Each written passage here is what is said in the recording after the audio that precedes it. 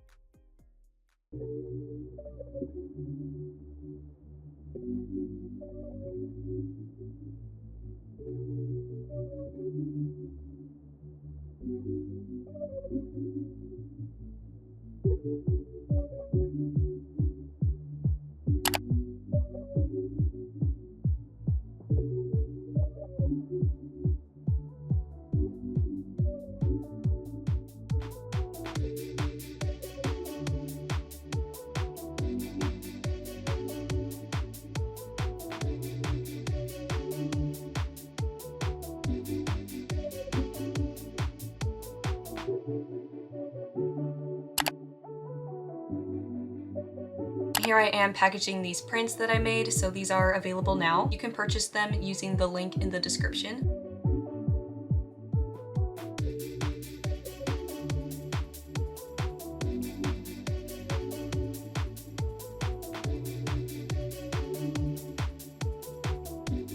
I hope you guys enjoyed this look into my drawing and creative process for how I drew Agamemnon from the Odyssey. Let me know what you think of the drawing.